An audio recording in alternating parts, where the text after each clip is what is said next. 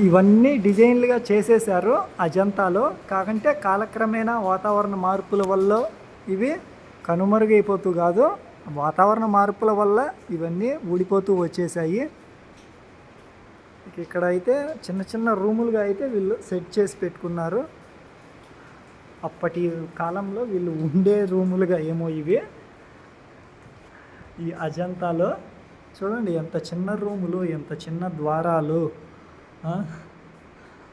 వెళ్దాం లోపలికి. ఇప్పుడు మొత్తం నీళ్ళు ఉన్నాయి ఇక్కడ.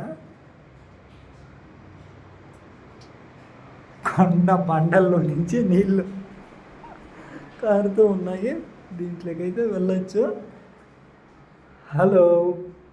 ఎప్పటికీ ఇది చల్లగానే ఉంటుంది. ఎంత వేడి ఉష్ణోగ్రతల్లో అయినా కానీ చల్లగానే ఉంటుంది. ఎందుకంటే కొండ కాబట్టి ఇది.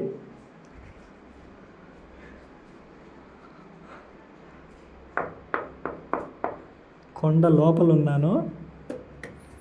దీనికైతే రంధ్రం చేసేసారు. అవతల ఒక రూముగా, యువతల ఒక రూముగా. బండనే మొత్తం ఇది బండే. బండకు మట్టి ఏర్పాటు చేసుకున్నారు.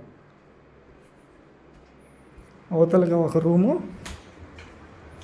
ఈ రూమ్ అది. ఈ ముఖద్వారం చూడండి, ఈ రూము.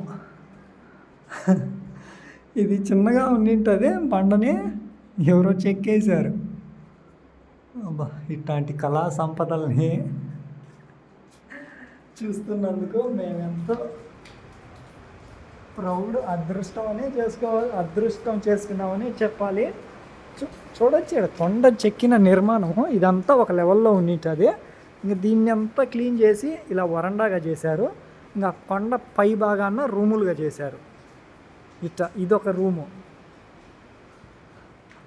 హలో. పైన బండకు కూడా మట్టి ఏంటో ఒక లెవెల్గా పూసేశారు.